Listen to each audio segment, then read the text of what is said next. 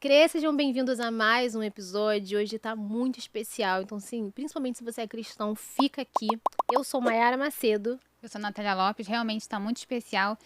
Mas antes de começar, a gente queria pedir para você se inscrever no canal, se você não é inscrito, ativar o sininho para não perder nenhum conteúdo. Vale também deixar seu comentário, contar qual é a parte aqui do episódio que você mais está gostando. É isso aí, gente. Acompanha a gente nas outras redes sociais, no Instagram, no TikTok também, podecrer.ofc. E hoje nós vamos receber aqui duas pessoas muito especiais, dois pastores. Nós vamos falar muito de Bíblia e de missões.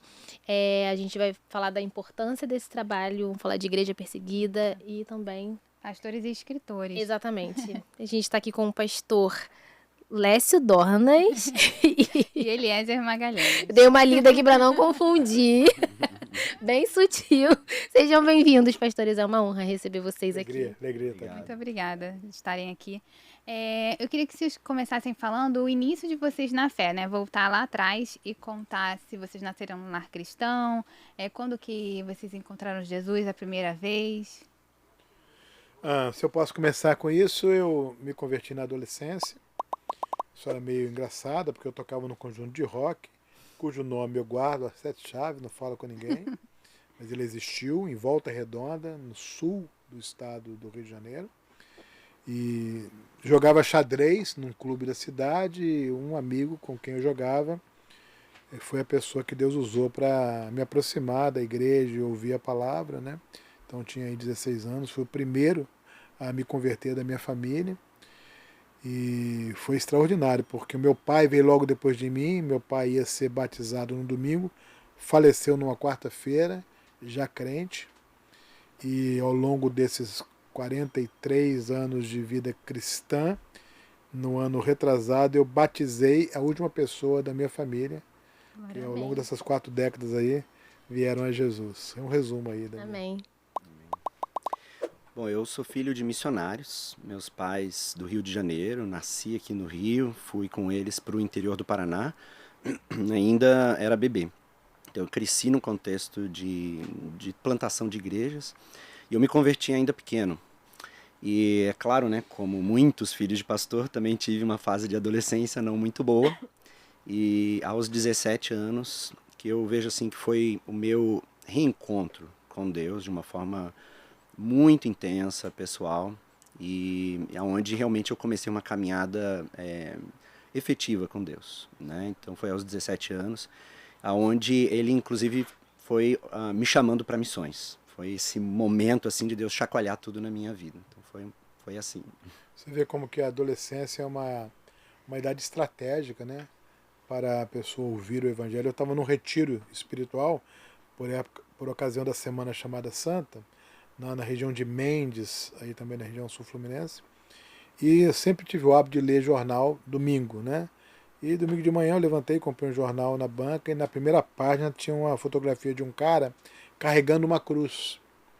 E a manchete chamava para uma matéria interior que dizia que esse cara que lá no interior do Piauí, ele todo ano, na Semana Santa, ele pagava uma promessa carregando uma cruz, atravessando a cidade carregando uma cruz. E quando eu li aquela matéria, eu fui tocado profundamente, porque eu fiquei pensando, poxa, ninguém falou para ele que Jesus fez isso, Jesus carregou a cruz, Jesus morreu na cruz.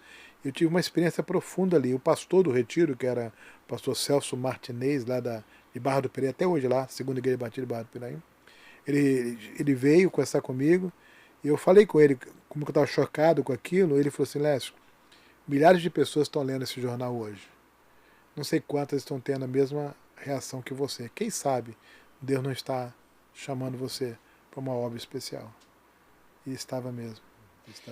E o pastor Lécio, você é especialista em ensinar quem ensina a Bíblia, correto? Sim. E o pastor Eliezer trabalha mais com missões em vários lugares do mundo, né? Entre os povos não alcançados. Entre os povos não alcançados. Pensei que você perguntar alguma coisa. Então vamos começar, pastor. O senhor mora nos Estados Unidos há 13 anos. E não deixa de ser um missionário, né? E eu gostaria muito de saber do porquê que o senhor foi para os Estados Unidos e por que o senhor cumpre o seu chamado lá. Então, eu fui para os Estados Unidos atendendo a um desafio que foi lançado a mim pela American Bible Society, que é a Sociedade Bíblica Americana. Nessa época, eles estavam querendo iniciar um ministério brasileiro. Eles tinham uma política interna de que todos os povos que completassem mais de 1 milhão de pessoas nos Estados Unidos, eles precisariam ter um departamento cuidando só da causa da Bíblia e da distribuição da Bíblia para este povo. E o Brasil estava com quase 2 milhões de brasileiros já naquela época, e eles tomaram essa decisão estratégica. E aí eu fui indicado para eles para poder ir e cuidar dessa questão da causa da Bíblia entre os brasileiros na América do Norte.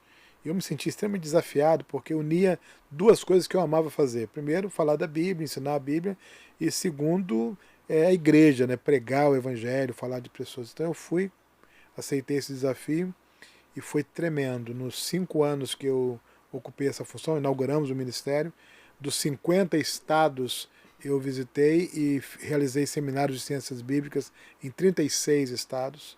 Foi uma varredura na América, falando sobre a Bíblia, a causa da Bíblia, ensinando as pessoas a usarem a Bíblia, a avaliarem as traduções da Bíblia, a fazerem a diferença entre uma e outra, contando a história da Bíblia, etc. E mostrando a utilidade da Bíblia para a pessoa, para a família, para a igreja e para a sociedade. Então foram 5 anos de intensa peregrinação na América.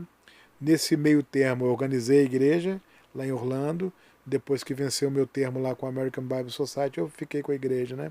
Então eu fui atendendo esse desafio que eu aceitei com muita garra, com muito desejo no coração, e graças a Deus foi um tempo muito precioso. Perfeito. Aliás, você falou que aos 17 anos você teve um encontro, né, assim, verdadeiro com o Senhor. E aí você já sabia nessa época que você queria ser pastor? Você começou alguma faculdade diferente disso? Sim, sim. Eu entendi já o chamado missionário. Eu fui fazer faculdade, fui fazer engenharia eletrônica, trabalhei na área de tecnologia durante muito tempo e sempre entendendo que para você se envolver na área de missões você precisa de algumas estratégias antes. Um erro é você quer ir para missões transculturais e você já vai direto para um seminário. Hoje não dá para você mandar missionários só com seminário, você precisa de uma estratégia, você precisa de uma profissão, precisa às vezes de um negócio. Então já com essa mentalidade eu fui me preparando para isso. Mais tarde eu fui fazer o seminário, né? Desenvolvi um trabalho de plantação de igrejas ali em Curitiba e aí eventualmente fui trabalhar na área de missões ali na primeira igreja batista de Curitiba. Então, desde cedo, eu fui me preparando, né? Fui estudar inglês, fui ler, fui me preparando especificamente para isso. Depois fui fazer o seminário. Você começou a faculdade já sabendo que você não ia seguir pelo ramo da engenharia? Isso. Sabia que tinha que ter uma especialização para atuar como missionário. Sim. E sabe o que é engraçado? Eu não completei. Porque no meio do caminho eu entendi que as ferramentas que eu precisava, eu já tinha. E isso me ajudou muito para realmente ampliar o horizonte. Eu já estava trabalhando na área, já estava desenvolvendo uma série de coisas na área de tecnologia. Porque hoje uma pessoa na área de TI, por exemplo, ou na área de tecnologia de forma geral, ele pode se mudar para China e fazer o trabalho de lá. Né? Um programador hoje pode morar na Europa e estar atendendo empresas aqui do Brasil. Então essa é uma oportunidade que se abriu para pessoas na área de tecnologia que não tinha antes. E nós precisamos explorar isso na área de missões. É uma grande oportunidade que Deus abriu para esse tempo. Por outro lado, há países que se abrem para receber profissionais, embora não se abram para receber religiosos. Né? Hoje os povos não alcançados, que na grande maioria das vezes são países fechados para a igreja, são esses povos que querem profissionais, querem investidores, querem pessoas que tragam negócios. Né? Eu indiquei uma jovem com vocação missionária, o sonho era ir para a Coreia do Norte, então ela era enfermeira formada, ela foi para a Coreia do Sul, aprendeu o idioma e recentemente acabou de ter uma chance de servir como enfermeira na Coreia do Norte. Isso é extraordinário. Né? Uhum. A faculdade que você fez foi ITA? Não. Eu fiz o antigo Cefet lá do Paraná, que era a Universidade Teológica, hoje Universidade Tecnológica Federal do Paraná. E onde entra o ITA nessa? Alguém falou do ITA? Não, eu fiz... não, eu nunca fiz o ITA, tá. não. Eu fiz o vestibular do IME, Instituto Militar de Engenharia. Passei, né, mas acabei não indo. Aí eu fui fazer o Cefet. Que é um dos mais disputados, inclusive, hoje em dia, as pessoas querem. Surpresa, não sei quem falou de IME pra vocês. A gente sabe de tudo. Produção. Pastor Lécio, o senhor foi já com a sua família, com a sua esposa e suas 2 filhas, o que eu acredito que, mesmo sendo Estados Unidos, né, muita gente tem vontade de se mudar para lá, eu acredito que tenha sido um grande desafio se mudar com as suas filhas para lá, né? Qual foi o maior choque cultural e talvez religioso que você sentiu quando foi para lá com a sua família? Suas filhas eram pequenas? Eram novinhas. O maior impacto foi realmente cultural. Eu estava preparado para muita coisa, né, o idioma, etc., embora a gente já falasse, etc., mas eu estava preparado para enfrentar algum tipo de desafio nessa área, mas o choque cultural é muito forte. Eu tinha ido aos Estados Unidos várias vezes, pregar, fazer conferência, ensinar, mas viver é outra coisa. O modo como o americano pensa é totalmente diferente. O modo como ele raciocina, como ele reflete, o que ele valoriza, o que é importante para ele, os seus hábitos. O americano é aquele cara que chega aqui no Brasil, você leva na sua casa e ele come linguiça, carne assada, e maminha e picanha e lambe os lábios. E ama. Volta para os Estados Unidos e come hambúrguer. Ele nunca vai mudar o hambúrguer dele. Ele come pão de queijo, ama pão de queijo, volta, vai comer o biscoito dele. Ele é extremamente fiel às tradições dele. E por mais que ele experimente coisas maravilhosas em todas as áreas, no mundo inteiro, quando ele volta para casa, É o melhor. ele está de volta no que para ele é o melhor que existe, que é o que ele, desde criança, aprendeu que é o bom para ele. Essa maneira de ser é totalmente diferente do brasileiro. O brasileiro experimenta uma coisa melhor, migra. E muda, né? Você teve que entrar nessa mentalidade, Tem que né? entender essa mentalidade. Esse é o grande desafio de quem quer viver na América. Eu acho que em todo o país, quando ele falou de missões transculturais, né, é você entender a cultura. Você só consegue ser relevante num lugar depois que você entende a cultura. Depois que você sabe se mover na cultura.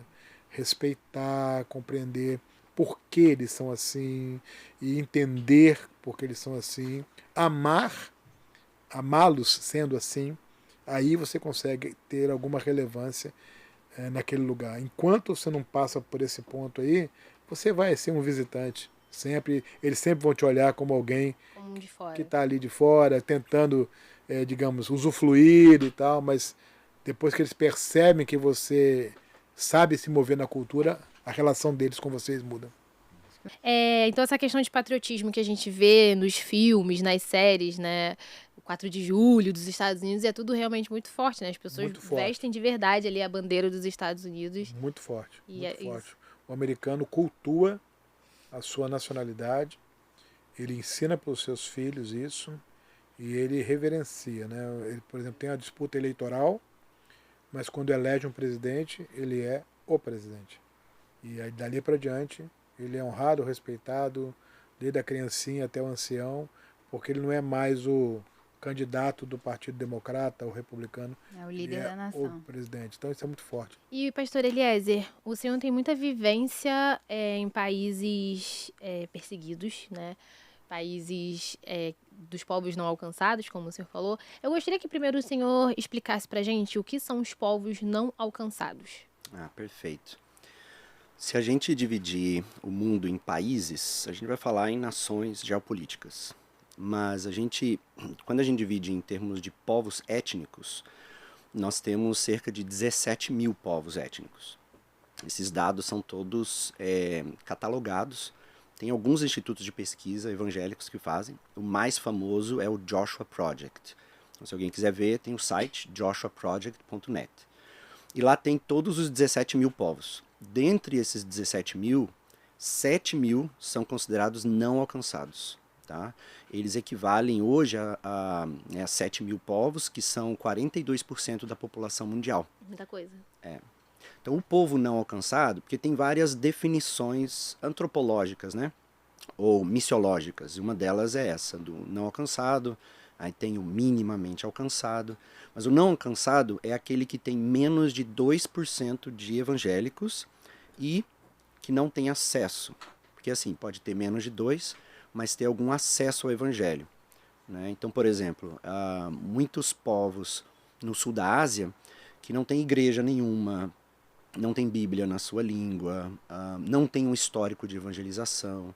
Então esse é um povo não alcançado. Eu estive em muitos lugares onde, quando eu perguntava para a pessoa se ela conhecia Jesus, a pessoa perguntava para mim, ele mora por aqui? Eu não sabia. É tão fora da nossa realidade que a gente não consegue nem imaginar, né? Não sabia. Conhecer Jesus. E, aliás, qual o impacto da mídia eletrônica, da internet, do acesso à internet nessa categorização? Quer dizer, o fato de um país não ter Bíblia, não ter igreja, mas tem acesso à internet, isso aí já tira esse país ou esse povo da categoria de não alcançado? Não tira, porque tem o grande desafio da contextualização da mensagem. Então, por exemplo, eu vou muito para a região do Himalaia. E no Himalaia, às vezes você está lá no alto, você não tem luz elétrica, mas tem o 3G. Funciona. Mas qual que é a dificuldade, né? Não dá para sintonizar numa igreja no Brasil que traduziu a mensagem para o Nepali, por exemplo, usando inteligência artificial. Vai ser muito bom, você pode utilizar isso para muita coisa. Mas a cultura nepalesa, por exemplo, ou a cultura bhutanesa, ela é muito diferente da nossa cultura. Então, só traduzir uma mensagem, ela não entra. Então, esse é um ponto. Então, existe uma distância cultural, existe uma distância histórica, porque a história deles é diferente da nossa. Então, tem elementos que a gente usa quando vai contar algo que para eles não faz sentido nenhum. Então, o evangelho ele precisa ser encarnado. Então, eu gosto de usar essa comparação, né?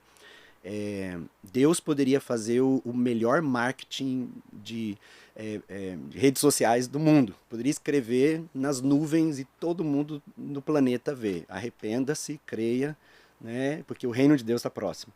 Mas ele não fez. Por quê? Porque ele precisava vir em forma humana, e em forma humana encarnar o evangelho, para que nós pudéssemos compreender o que é o evangelho. E é claro, Jesus é o evangelho, ele morre em sacrifício por nós. Então, ainda hoje, para a gente entrar em comunidades assim, sociedades assim, o evangelho também precisa ser encarnado de alguma forma. Então, a figura da igreja sendo a pessoa que entra, seja um discípulo brasileiro ou um discípulo indiano entrando no lugar, ou um discípulo americano, encarnando a palavra naquele lugar e pregando o evangelho, discipulando, é essencial. Sabe que é a mesma coisa com relação à Bíblia, né? Não basta ter a Bíblia numa língua. A Bíblia precisa ser lida e entendida. Isso pressupõe ensino, pressupõe pregação, pressupõe interpretação. A Bíblia está na língua tal. Isso não significa que essa pessoa tenha acesso à palavra de Deus. Só porque a Bíblia está na língua. A Bíblia está traduzida para aquela língua já é uma grande coisa. Uma ferramenta extraordinária. Mas se alguém não explicar a Bíblia, não ensinar a Bíblia para a pessoa entender a Bíblia, ela tem a Bíblia, mas não tem ainda a palavra de Deus na sua cultura. Os senhores têm ideia, assim, mais ou menos quantas línguas ainda, quantos idiomas não tem a Bíblia traduzida? Eu não vou lembrar o número exato, mas são alguns 1000 idiomas. E o principais tem os dialetos, que daí passa de 16 mil, alguma coisa assim. Mas tem desafios que não é só a tradução, né, o próprio sentido da palavra. Eu já cometi muitos erros, né, na minha vida missionária. Então eu fui pregar em um certo contexto da Ásia e eu fui falando do amor de Deus, porque Deus ama vocês. E o tradutor lá na hora que eu estava pregando em inglês, ele traduzindo para a língua local, ele parou. Ele parou e falou, não posso traduzir isso. Eu falei, como não? Deus ama vocês. Ele falou, não posso, jamais. Como que eu vou falar uma coisa dessa? E eu não entendi nada. Mudei a minha mensagem e no final ele veio falar comigo. Como é que eu poderia dizer para eles que Deus quer fazer amor com vocês? Eu falei, mas não foi isso que eu falei. Eu disse que Deus ama vocês. Aí ele falou assim, então, para eles é a mesma coisa. Não existe um conceito de amor que não seja o sexual. A limitação da língua, né? tive uma experiência interessante na Índia, quando eu fui pregar. Uma das reuniões foi evangelística. Então a pessoa que estava me interpretando falou assim: quando você for fazer o apelo, você tem que fazer 2 apelos. Por quê? Porque quando você disser quem quer aceitar Jesus como seu Salvador, todos vão aceitar. Mas eles vão aceitar Jesus como mais um. Aí você tem que dizer, presta atenção, quem aceitar Jesus tem que abrir mão dos outros. Aí muitos vão desaceitar. E foi exatamente isso. Quando eu fiz o apelo, todo mundo levantou, ficou em pé. São politeístas. Aí eu falei, olha, agora só que tem um detalhe, Jesus, aí começaram a sentar. Aí alguns aceitaram. Então, cultura, né? Num país politeísta, como é a Índia, onde as pessoas convivem com 20, 25 deuses só na sua individualidade, mas quando se casa, isso amplia a família, etc. A cultura é politeísta, não é monoteísta, é politeísta, isso é o normal. Então você pregar uma mensagem monoteísta é contracultural. Entende? É uma agressão. Chega a ser chocante para eles. Chocante, tanto que eles expulsam a pessoa de casa, não porque ela aceitou Jesus, mas porque ela rejeitou os outros. Né? Ela saiu de uma cultura mais rica do ponto de vista religioso, espiritual, ela empobreceu espiritualmente. Então, na cabeça dele, na mente deles, o evangelho ele bitolou, ele enclausurou. Essa é a visão cultural que você entende. Como retroceder, né? Que você entende quando você estuda cultura, né? E você quebrar isso, você não vai quebrar isso, né? Você vai ter problemas, né? Então é interessante isso. Tem algumas coisas bem interessantes nessa região do mundo, e não só ali no sul da Ásia, né? Falou da Índia, mas também na África. É quando você entende um pouco dessa cosmovisão dos povos de lá. E, por exemplo, nós ocidentais, brasileiros, americanos, europeus, muitos dos nossos missionários, eles vão com uma visão muito de pregar a palavra num conceito mais racional da pregação. Né? Vou mostrar para você o que é a palavra de Deus e você precisa aceitar o evangelho pela fé. Essa é a mensagem e a gente usa muito o nosso linguajar, que é ocidental. E a gente não percebe, mas a nossa própria teologia tem um vocabulário que é romano, latino, filosófico, grego. E quando a gente vai para esses lugares, eles não tiveram a influência do iluminismo, não tiveram nada disso. Então a cosmovisão deles é totalmente diferente da nossa. Então o indiano, por exemplo, se você falar aceitar Jesus, ele vai aceitar porque é mais um. Mas o que ele realmente quer ver é Jesus, ele tem poder de verdade? O africano, que se relaciona com espíritos e tem feiticeiros, ele quer ver, Jesus tem poder de verdade? Então, os ministérios que têm crescido bastante nessas regiões do mundo são os pastores simples que chegam e falam, eu vim falar de Jesus, mas antes deixa eu orar por vocês. E aí ele sai orando pelas pessoas, na vilarejo do interior, e pessoas são curadas, demônios são expulsos. E aí quando eles veem o poder de Deus, ele vem e fala assim, agora eu quero falar para vocês quem é esse Jesus. E aí as pessoas, elas vêm com sede, com fome. E tem acontecido um movimento de plantação de igrejas em muitos desses lugares.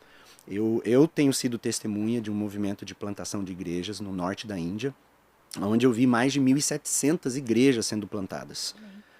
65, mais de 60 e tantas mil pessoas sendo batizadas. E ao visitar essas igrejas, eu visitei várias delas, você não parava de ouvir histórias assim. Esse foi curado, aquele, sabe? E não é nada...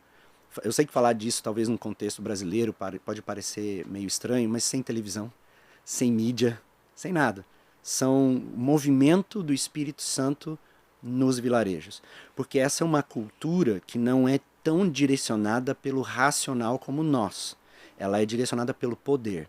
E através do testemunho do poder de Deus, que o reino existe, aí ele vem para a verdade do evangelho e o entendimento da palavra. Isso é uma inversão no paradigma da teologia bíblica, que é crer para depois ver. Né? Então, de acordo com na teologia bíblica, primeiro você crê para depois você ter a experiência.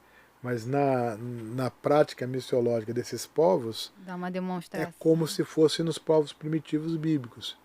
Os sinais precisam anteceder. Então, por causa dos sinais. Você lê no Evangelho isso, né? O Evangelho é exatamente isso. Sinal, sinal, sinal, sinal. Embora a fé se fortaleça na palavra, é o sinal que abre a porta para a fé. Então esses povos são assim. É muito interessante ver a integração disso, né? Porque como você vai convencer um povo que está interessado só nos sinais que é importante ele aprender a Bíblia, né? Você vai ter que ensinar a Bíblia a partir das experiências, das narrativas, das histórias que mostram Deus agindo na vida das pessoas. Essas histórias, essas narrativas é que alcançam o coração das pessoas.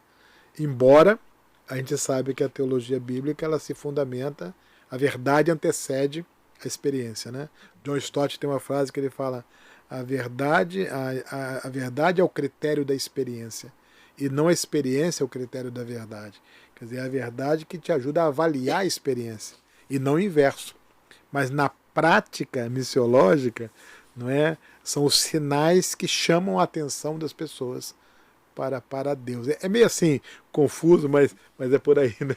E é interessante que esses que se convertem nesses contextos, eles começam a buscar mesmo entendimento, né? Eu, quando vou para esses lugares, tem adolescente que vem para mim várias vezes perguntando: pastor, por favor, me ensina a carta de Romanos. Olha aí. Me ensina, eu quero entender a carta de Romanos. E eu passar horas com ele explicando. Quando que no Brasil, visitar uma igreja, um adolescente vai chegar para vocês: me explica a carta de Romanos. E os líderes que surgem dessas comunidades, nesses vilarejos, muitos deles pagam com a própria vida, para ver a convicção que eles têm do evangelho depois, né?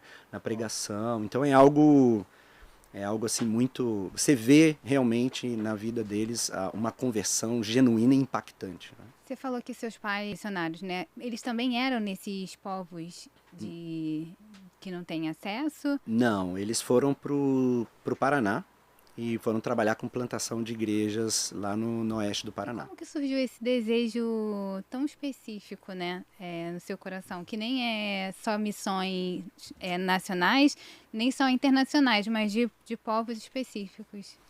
Então, eu tive Deus foi mostrando com o tempo. E uma das coisas que Deus foi colocando no meu coração é não duplicar esforços. Se tem alguém trabalhando aqui, seja de uma denominação X ou Y, se é bíblica, né? Por que eu vou lá? Eu quero ir onde não tem ninguém. Então, Deus colocou muito forte no coração trabalhar com isso. É fazer o que ninguém está fazendo e ir onde ninguém está indo. Então, foi nesse sentido assim que Deus foi trabalhando isso. E aí que nasceu essa organização, né, que eu fundei, chamada A Tarefa. Que a gente visa terminar a última tarefa, completar a última tarefa, indo até os povos não alcançados. Muito bem. Eu também tenho uma questão que eu vejo muito no meio secular de pessoas que não entendem o que são missões, o que é evangelismo, e criticam muito o fato do evangelismo estragar algumas culturas como os indígenas, por exemplo, né? Eles dizem que os protestantes fazem a mesma coisa que os colonizadores fizeram quando chegaram no Brasil e catequizaram os indígenas, né? E eu queria saber da visão dos pastores sobre isso também e entender... É até difícil de explicar, né? Como você vai evangelizar, mas ao mesmo tempo respeitando a cultura daquele povo, que faz ele ser tão único. Ele é mais autoridade para responder sobre isso, mas um pensamento que eu tenho é que existe uma coisa que te faz diferenciar quando uma cultura ela é anti-evangelho e quando não é. Quando ela entra em questão o que muitos missiólogos chamam de resgate cultural, de você fazer uma ação espiritual que cura a cultura, porque a cultura ela é maligna, a cultura ela é completamente avessa ao evangelho. Mas boa parte da cultura de todos os povos não é avessa ao evangelho, é apenas a cultura que o evangelho pode tranquilamente tramitar, alcançar as pessoas. Então, quando não há um bom preparo na transculturalidade, o missionário acaba prestando um desserviço. Ele acaba convencendo as pessoas de que ele quer mudar a cultura delas. E isso ninguém admite, nenhum povo admite, que alguém chegue para mudar a sua cultura. Agora, quando o missionário tem a sabedoria de se aculturar, mais de explicar aspectos culturais que são avessos à vontade de Deus, avessos ao plano de Deus, aí a própria cultura entende isso e se submete a isso. É da noite para o dia? Não. Mas exige preparo, em primeiro lugar, e muita sabedoria. Eu costumo dizer que não é muito diferente, por exemplo, quando você vai ensinar a Bíblia para adolescentes na igreja. É uma outra cultura. Tem a língua própria, tem o contexto próprio. E o jeito adolescente de viver em si não é antagônico ao Evangelho. Não é contrário ao Evangelho. O Evangelho não está preocupado se a calça dele está rasgada, se ele usa boné de lado, se ele tem uma tatuagem ou um piercing. O Evangelho não trafega nessa avenida. Mas se você quer mudar isso, ele vai ter ódio do Evangelho. E vai ser avesso ao Evangelho. Então, missões transculturais acontecem dentro da igreja. Quando você vai ensinar a Bíblia para esses nichos específicos, né? Então, é mais ou menos o que eu daria de contribuição, mas queria ouvir você. Né? Não, é isso, e é isso mesmo. O Evangelho, sempre que vai atravessar alguma fronteira, ele precisa ser contextualizado. E existem fronteiras que é uma ponte de 10 metros e algumas fronteiras são de 1 quilômetro ou 10 quilômetros.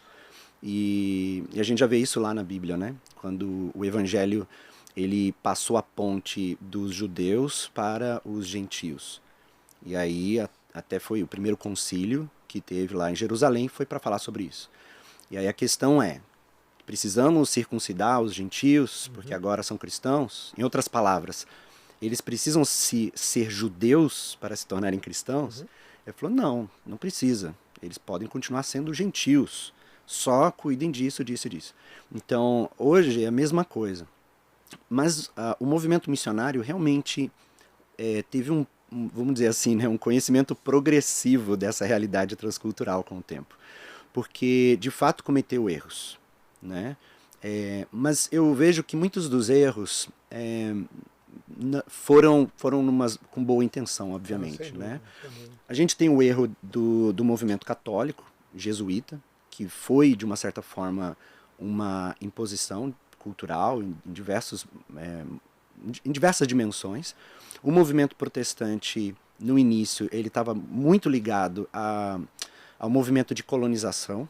Os primeiros missionários foram ingleses e eles estavam ligados às colônias inglesas. Muitos deles falavam inglês e tentavam fazer a pessoa aprender a língua inglesa. Tinha uma relação direta entre missionário e colonizador. Mais tarde, isso foi sendo transformado porque houve ali um aprendizado. A gente chama isso de ondas missionárias. A primeira onda missionária era muito ligada aos colonizadores, foi a de William Carey. A segunda onda missionária, ainda ligada aos colonizadores, mas se libertando disso, foi a que iniciou com Hudson Taylor.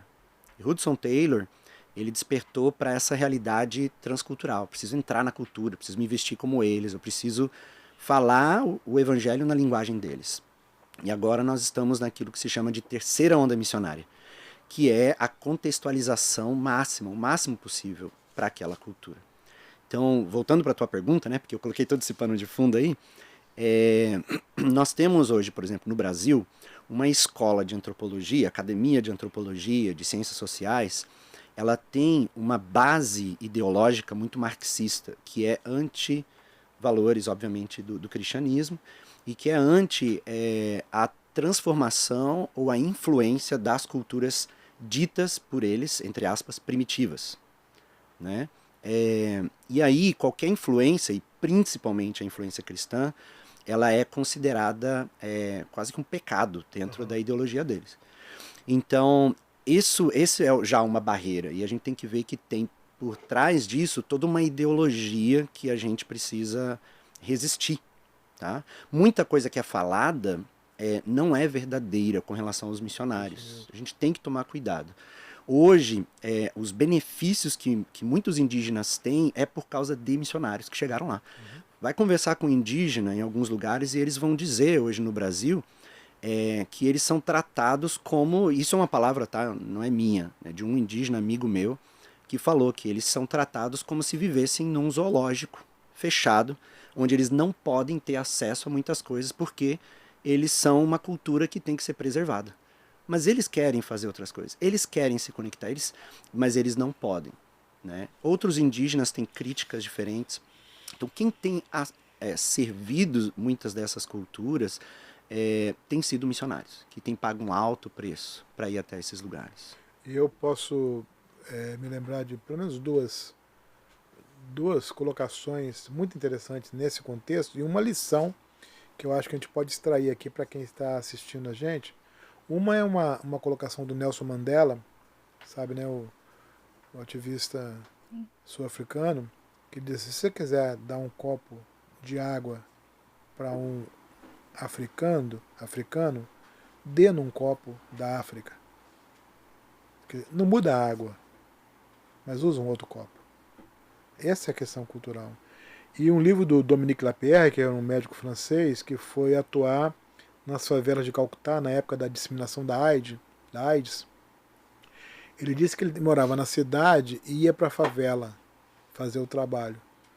Ele não conseguia entender aquele povo. Ele percebeu que ele tinha que se mudar lá para a favela.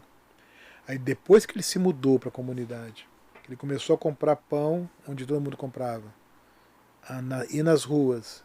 Aí ele começou a entender a cultura. Ele começou a ser aceito. Ele não era mais alguém que vem e vai, mas é alguém que mora aqui. E isso ajudou a entender um ditado indiano que todo mundo falava, ele nunca entendia, que dizia assim: aquilo que não é dado fica perdido.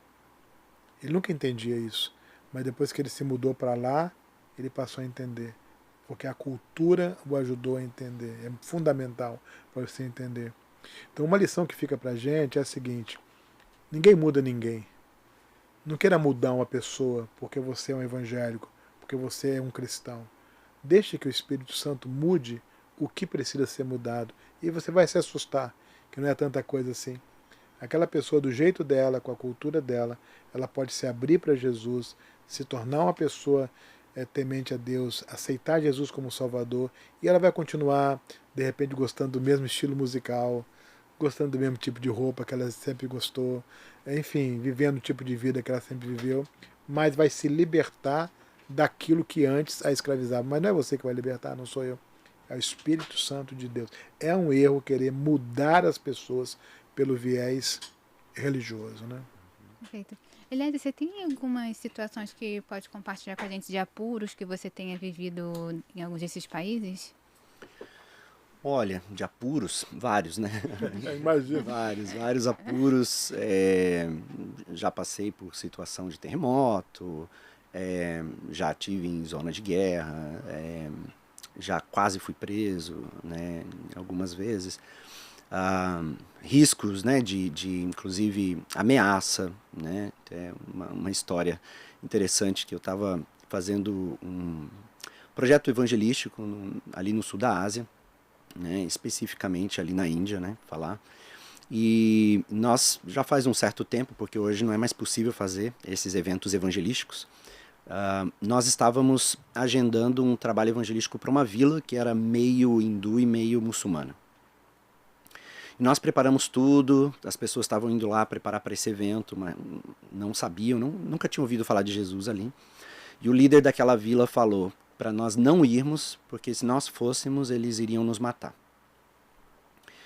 E aí todo mundo ficou preocupado, porque essa era uma vila que eles faziam bombas. E todo mundo sabia que eles usavam essas bombas para algumas coisas. E a gente orou, e a gente sentiu que era para ir mesmo assim. Então a gente escreveu uma resposta e mandamos para o líder da vila. Eram quantas pessoas nesse grupo seu? Não, eram... nós tínhamos 3 ou 4 pastores. Eu era o único brasileiro e eram pastores indianos ali, né? E aí a gente respondeu para ele dizendo assim: se você quiser nos explodir, pode explodir, mas, por favor, espera para ouvir a mensagem antes. Pode explodir. Só ouça a mensagem antes. Meu Deus. Isso a gente teve convicção que era para ir, né? E aí a gente foi. Montamos lá a estrutura, um pequeno palco, e fomos pregar o evangelho, e ali estava dividido, hindus de um lado, muçulmanos do outro, e os líderes lá atrás. E eu lá em cima pregando, e os pastores estavam comigo, estavam bem longe do palco, com medo do que podia ter acontecido, podiam ter feito alguma coisa ali. E eu preguei, eu acho que a mensagem mais cuidadosa que eu preguei na minha vida. Preguei sobre Jesus como esse homem que deve ser respeitado porque ele é um profeta, como dizem os muçulmanos. Mas é mais do que um profeta. Eu comecei a falar da história de Jesus, do evangelho de Jesus, né, os evangelhos, os milagres que ele fez, a mensagem e como ele se apresenta como alguém além, como o próprio Deus, né? Jesus, como profeta, não mente. Então, se Jesus disse que ele e o Pai são um, quem é Jesus? Jesus disse, eu sou o caminho, a verdade e a vida. Ou seja, não existe outro caminho. Então, quem é Jesus? Então, eu fui pregando ali o evangelho, né? E uma das coisas que eu falei foi aquele texto de Jesus, que agora eu tenho toda a autoridade nos céus e na terra. Jesus fez todos os milagres, contei várias histórias dos milagres. Na hora que eu falei isso, que Jesus tem toda a autoridade nos céus e na terra, o líder, que era hindu, ele mandou trazer uma mulher, e essa mulher andou até lá na frente, subiu o palco e ficou do meu lado. E aí eu olhei para ela, eu olhei para o pastor, um pastor veio lá tentar tirar ela, porque eu ainda estava terminando ali a mensagem, e ela não se mexeu, ela ficou olhando brava para mim. E eu percebi na hora que aquela mulher estava endemoniada, porque é uma coisa muito comum ali. E aí eu parei a mensagem, coloquei a mão na cabeça dela e repreendi os demônios, senão ela ia atrapalhar tudo ali. E a mulher caiu endemoniada. E manifestou demônios ali, e eu percebi que era essa a bomba, né, que tinham preparado para mandar. E aí eu expulsei os demônios dela, ela saiu dali liberta, e eu voltei, terminei a mensagem, estava todo mundo com o olho arregalado, porque eles viram a mulher ser liberta com o nome de Jesus. Eu não gosto de fazer isso, sabe? Eu acho que o evangelho não é de show, né? Mas aconteceu ali, não foi uma coisa que eu pedi. Planejou. Não foi planejado, mas aconteceu. Mas Deus fez aquilo acontecer. Porque na hora que eu fiz o apelo, veio muita gente, inclusive o líder que estava lá atrás. Uma bomba Aí para Jesus. A gente volta naquela questão, né, de que eles tinham que ver o poder Isso. pra crer. Aí eu fui tomar chá na casa desse líder depois, porque ele me chamou lá. E ele falou o seguinte, ele disse que quando eu falei que Jesus tinha autoridade sobre tudo e sobre todos os espíritos e convidei a pessoa a abandonar tudo, que é a mensagem, né, para entregar sua vida a Jesus, e ele falou, traz essa mulher, porque essa mulher, ela estava endemoniada já há muito tempo, tinham levado ela em vários templos hindus para fazer exorcismo, não saía, até mandaram para mesquita, para alguns imãs fazerem, não conseguiram. Aí falou, leva lá. E a gente, no nome de Jesus, expulsou. E os demônios saíram. Então eles viram, Jesus realmente é maior do que todos esses deuses. E é muito bonito ouvir isso, né? Porque às vezes a gente pensa que essas coisas ficaram só ali na Bíblia, aconteceu ali e não vai acontecer novamente, Foi né? a Índia que o pastor também esteve? Aham. Tem histórias para compartilhar com Muitas a gente? histórias. Pode escolher histórias. uma ou duas? A Índia é um país completamente assim diferente, extraordinário, riquíssimo em tudo, né? Cultura. Mas o que mais assim mexeu comigo foi o modo de vida do indiano, sabe? Como que ele convive com uma diversidade religiosa escravizante, que contracena com o sistema de casta que aprisiona a cultura da Índia há milênios, né? O pastor pode explicar o que é o sistema de casta para quem não conhece? Olha, eu não sei se eu vou saber explicar sociologicamente, mas as castas que trazem diferença entre as pessoas são mais ou menos valorizadas na sociedade dependendo da casta a qual ela faz parte. E uma das coisas que evidencia a casta é a cor da pele. E isso é bem visível na Índia, né? Por exemplo, lugares onde uma pessoa de determinada casta não entra. Eles nem se encostam, a não né? ser que tenha alguém junto com ele de uma casta superior. Então isso aí está lá, impregnado na cultura da Índia. A questão da contracena entre extrema riqueza e extrema pobreza ao mesmo tempo. O politeísmo, você vê templos cuja arquitetura denota que 4, 5, 6 diferentes entidades espirituais são adoradas ali. Os seus sacerdotes estão lá dentro. você entra e a pessoa entra e recebe a bênção de cada um, e cada um faz um sinal com uma cor na sua testa, com uma cor de tinta. Aquilo aponta quais foram os sacerdotes que te abençoaram. Você encontra na cidade outdoors, nas cidades outdoors, você pensa que é político? Não, são sacerdotes. Eles fazem propaganda deles, do que eles fazem.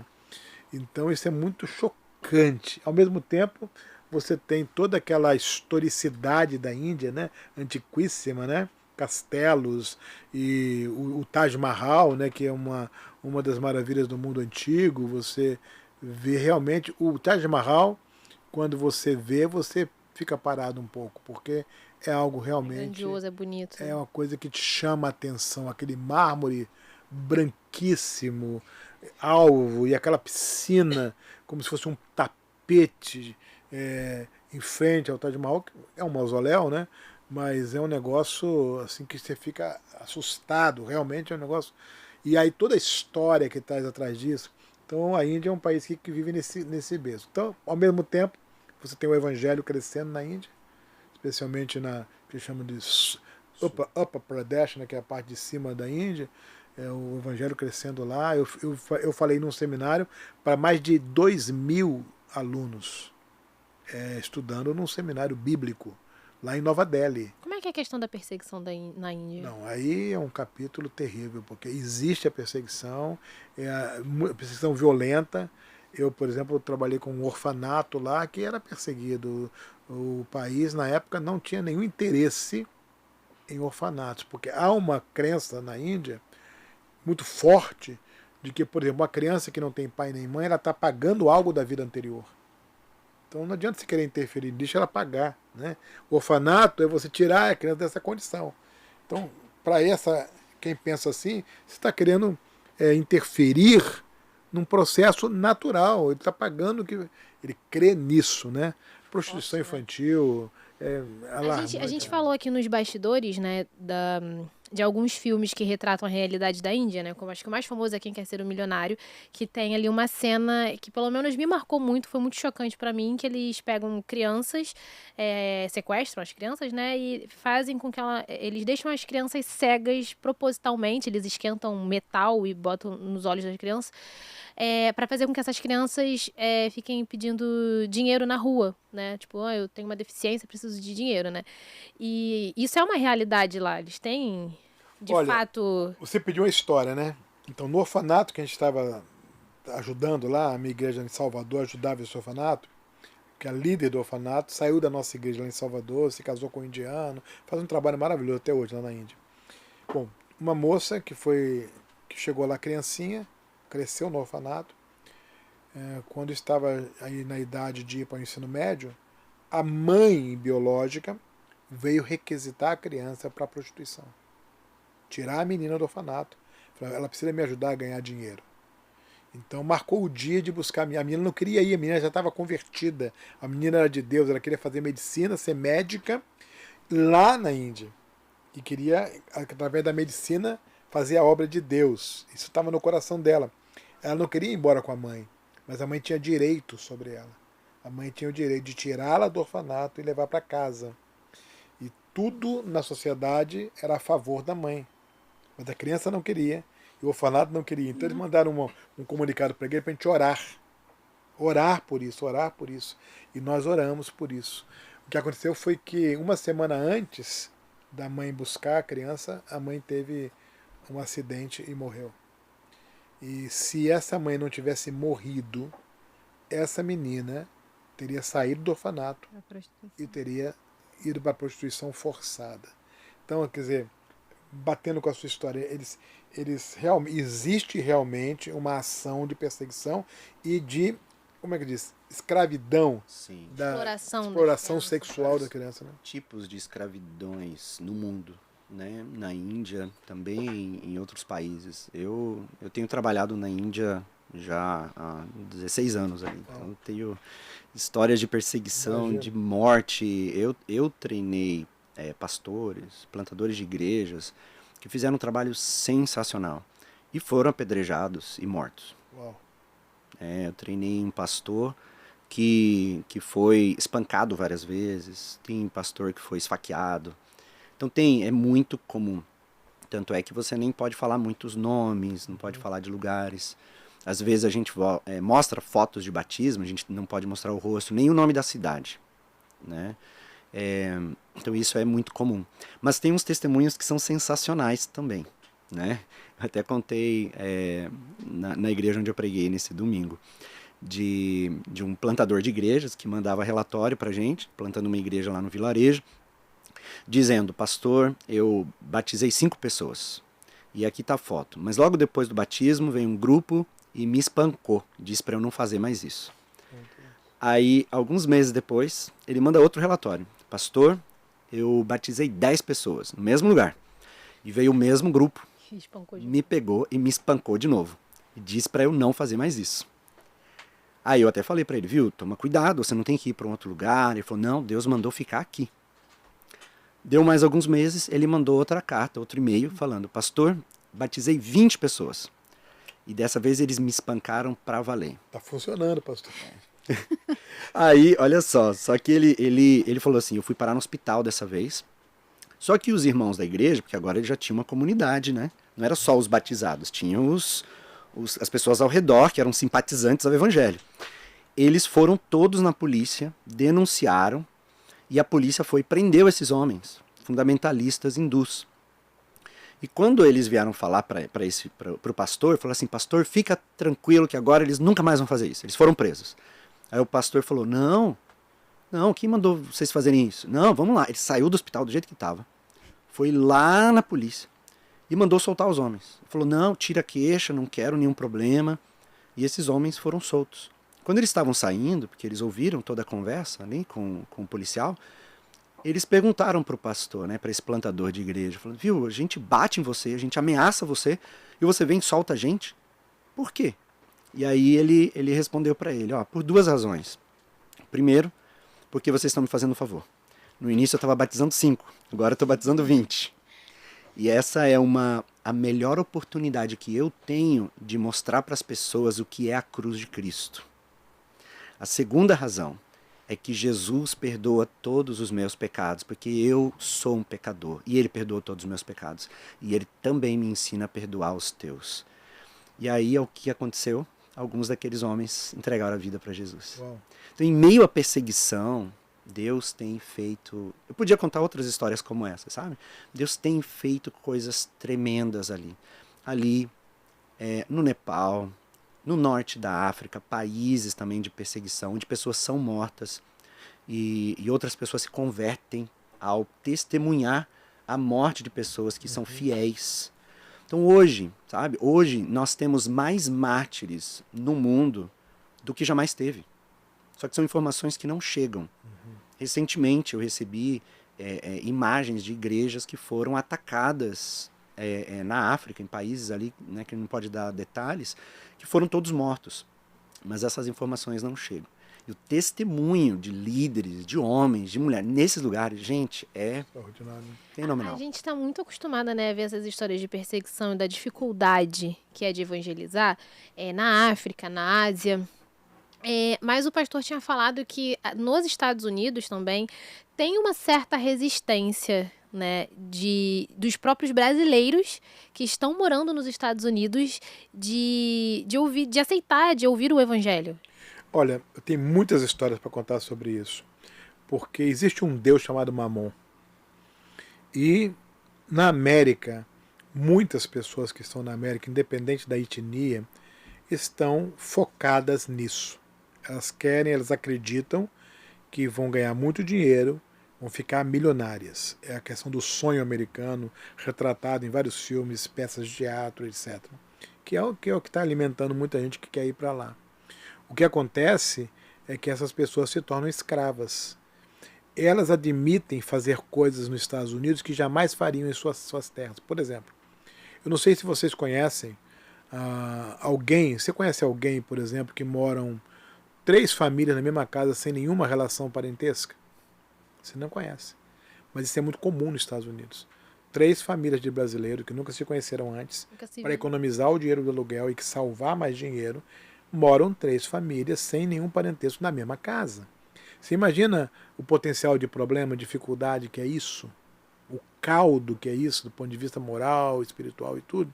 Mas eles convivem com isso. Jamais fariam aqui, lá fazem. Porque existe mamon.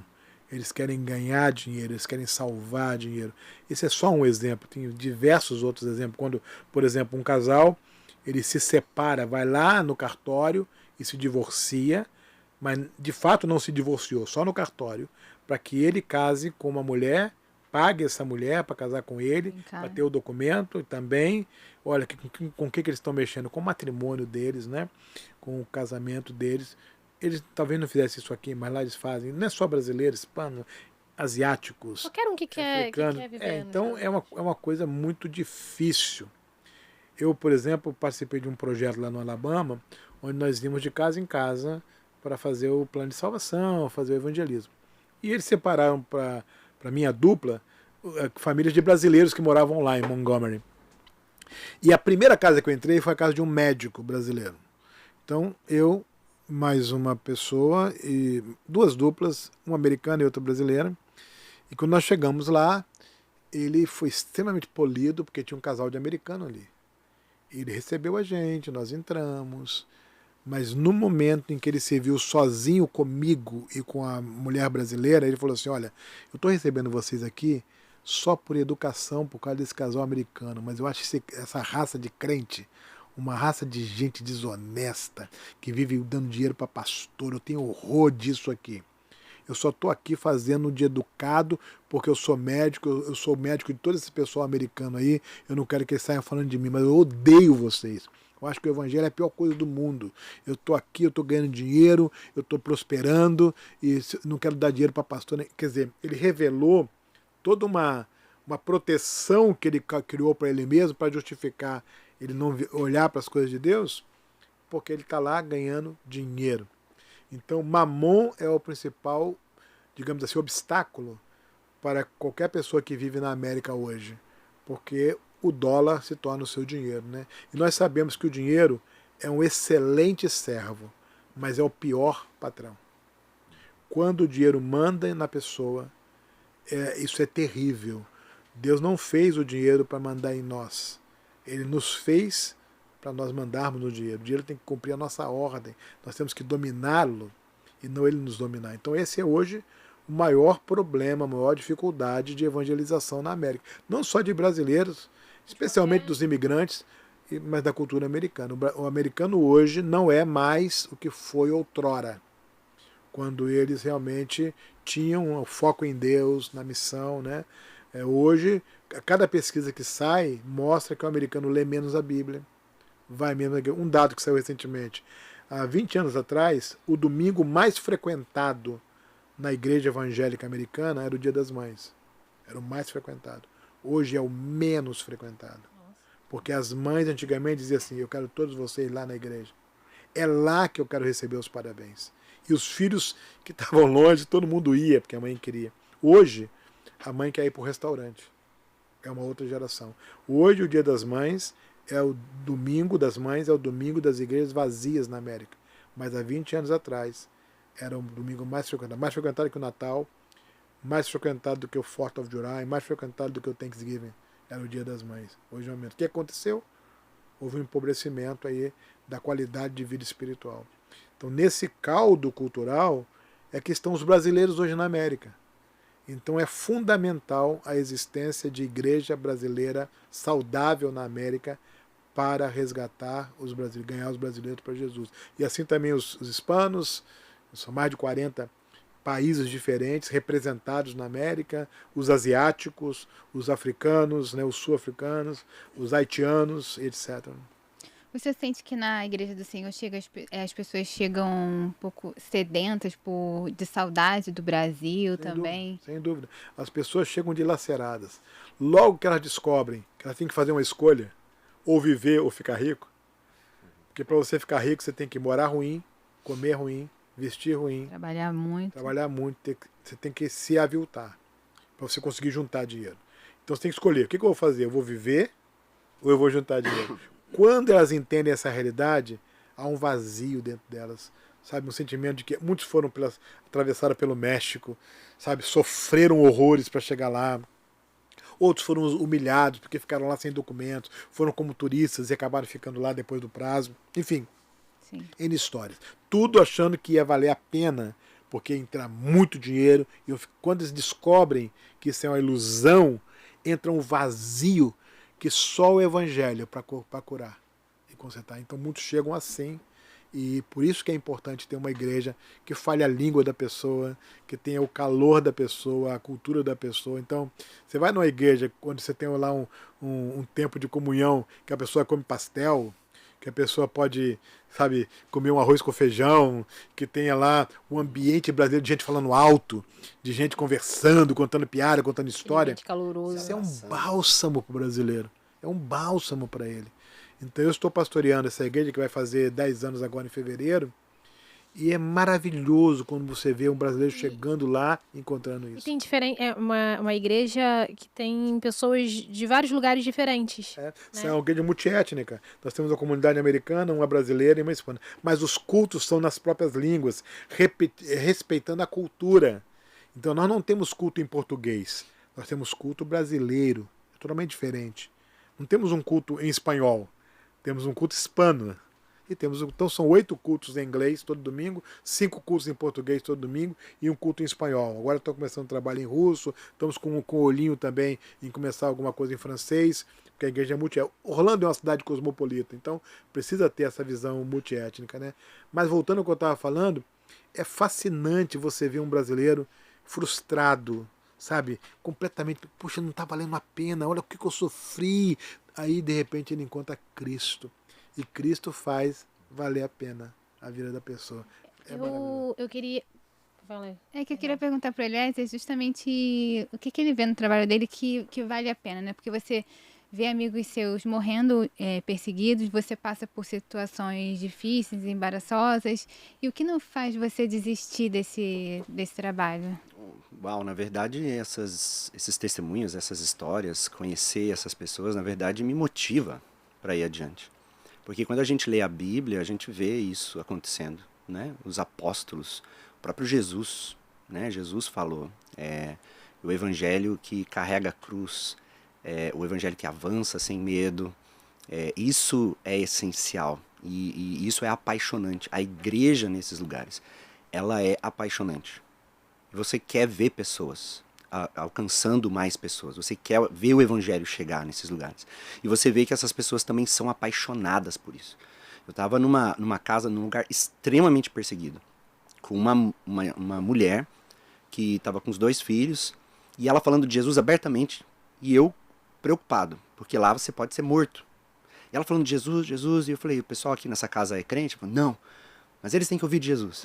Eu falei, você não tem medo de morrer, não? Aí, não tenho medo. Se eu morrer, amanhã eu tô com Jesus. Mas e os seus filhos? Eles também estão com Jesus, se eles morrerem. Assim. Aí eu perguntei, cadê o teu marido? Né? Aí ele falou, meu marido me amava muito. Por isso ele se divorciou de mim. Aí eu, como assim? Ele te amava muito, ele se divorciou, por isso ele se divorciou. Sim, porque olha, a minha prima, quando ela se converteu, o marido dela descobriu que ela se converteu, ele matou ela. O meu marido, quando descobriu que eu me converti, ele se divorciou de mim. Então ele me ama muito. A questão da vergonha nessas culturas é tão grande que eles matam. Então assim, você vê uma coragem, um negócio que te inspira, né? E eu tenho visto de verdade assim um avivamento, sabe? Um avivamento de Deus em lugares, em lugares que você nem imagina. No interior da África, avivamento acontecendo lá no interior da Índia. Deus se movendo de uma forma assim tremenda. Inclusive essa é uma das razões porque eu escrevi o livro que eu escrevi, né? Levante-se e ande. Porque eu amo as histórias dos avivamentos. E eu vejo nos avivamentos alguns elementos que são essenciais e que faltam no nosso tempo. Muitas pessoas falam que estamos vivendo um avivamento, mas eu vejo que faltam várias coisas. E o avivamento genuíno, se pensar no primeiro grande avivamento lá de Wesley, Whitefield, ou no segundo, terceiro, você vê alguns elementos como, por exemplo, um arrependimento genuíno, uma busca de uma vida de oração, uma vida de santidade, busca de santidade, E aí essa busca de intimidade com Deus leva as pessoas a orarem, buscarem mais a leitura, estudo da palavra de Deus de uma forma intensa e sair de casa, ir para a rua, testemunhar. O testemunho evangelístico é algo natural, é algo que flui dos grandes avivamentos. Quando você está apaixonado por uma pessoa, você quer falar dessa pessoa para todo mundo. Você não fala, fica chato até, né? Tá perto de uma pessoa apaixonada, porque ela só fala daquela pessoa. Então uma pessoa, quando ela está vivendo um avivamento com Deus, ela fala de Jesus para todo mundo. Aí há uma transformação social, porque você descobre um novo mundo, você percebe Deus te dando novas ideias, mostrando várias coisas, você começa a se importar com o órfão, com a pessoa que está passando necessidade, surge um impacto social naquela cultura, naquele lugar. Então o avivamento gera isso. Então inclusive eu escrevi esse livro, né, que se chama Levante-se e Ande, justamente com esse desejo de fazer com que o nosso tempo, a nossa geração, também se levante e ande. Sabe? Se levante e ande na direção das pessoas. Eu gostaria de... Eu só queria perguntar a mesma pergunta que você fez para essa senhora, né? Que se pergunta se ela não tinha medo de morrer e você não tem? Não tenho. Não, amanhã você vai estar com Jesus, né? Não. Se eu tivesse, eu não ia para esses lugares. Você estava falando sobre a importância de levantar e ir, né? E a gente... Eu não sei na época de vocês, mas eu também cresci na igreja e pelo menos quando eu era ali criança, adolescente, missionária é a última coisa que os coleguinhas queriam ser, né? Não quero ser missionário, eu quero ser músico, quero pregar, mas eu não quero ser missionário. Porque a gente tem a ideia exatamente do missionário que vai para um lugar difícil falar da palavra e etc, né? E da importância que é incentivar os jovens a participarem de programas, né? Os batistas têm os radicais, tem a Jocum, de participar desses programas que vão capacitar e de repente a pessoa vai ali descobrir a sua vocação para cumprir o ID, né? De ter esse incentivo, né? A importância de ter esse incentivo. Quando eu era Só antes do pastor começar a falar, só para falar que chegou o cafezinho. Opa. Quando eu era embaixador do rei, já ouviu falar nisso, não? Na Igreja Batista tem ainda 2 organizações missionárias para adolescentes. Obrigado. Embaixadores do Rei e Mensageiros do Rei. Existe até hoje. Um dos focos é missões, né? Aprender a história de missões e tal. Quando eu era embaixador do Rei, eu ficava em crise porque eu só via notícias do missionário que ia. Eu nunca vi uma notícia do missionário que voltava. Então eu achava que o missionário só ia. E lá morria, não é? Porque nunca ninguém se preocupou em dizer assim, fulano de tal que voltou. Conseguiu, né? Tantas vidas. Voltou. Ninguém nunca falava essa história do que voltava. Só vai, sofre. Aí quando eu fui estudar teologia, eu comecei a estudar a missiologia e comecei a estudar isso, né? Os missionários que voltaram, né? E eu fiquei maravilhado, porque a maioria deles, né? Volta e cumpre o seu termo lá e volta e se tornam professores, escritores, né? Mentores de outros missionários e cumprem o ministério no seu país de origem, depois de terem servido lá. Mas as agências missionárias normalmente não noticiam a volta dos missionários. E tem aqueles que se apaixonam tanto pelo campo que querem morrer lá, ficam lá. Né? E ficam até velhinhos. É o caso da Índia, né? É o caso da Coreia do Sul. Coreia. Tem lá o cemitério dos missionários, já ouviu falar? Não. Eles têm em Seul os cemitérios dos missionários. Só para contextualizar para quem está nos ouvindo, né? Seul, na Coreia do Sul, tem uma quantidade enorme de cristãos, e inclusive lá tem a maior igreja evangélica do mundo. Que apesar de ser na Ásia, tem uma quantidade de cristãos muito grande. Nos últimos 120 anos, né? Isso. Antes era terrível. Então lá eles cultivaram isso, porque a Coreia do Sul foi evangelizada e transformada não por pastores, mas por profissionais que foram para aquele país com a missão de levar o evangelho. Jornalistas, médicos, advogados, escritores, enfim, enfermeiros. Então, no cemitério dos missionários, você tem a história desses homens e mulheres. É fascinante. Eu tive uma experiência lá que eu fui o tradutor do grupo, né? Que estava lá. Eu conseguia traduzir do inglês, ouvir o inglês e passar para o português. E eu fui o que cresceu mais, porque cada túmulo, a história de um homem ou de uma mulher que chegou na Coreia do Sul. Essa mulher ela era escritora, ou ela era enfermeira, ou esse homem era um jornalista, ou era um advogado, ou era um médico, ou era um homem de negócios. Eles foram para lá para exercerem a sua profissão lá e, através da sua profissão, levar o evangelho. Isso mudou a Coreia do Sul. Isso é muito importante, mudou a Coreia do Sul.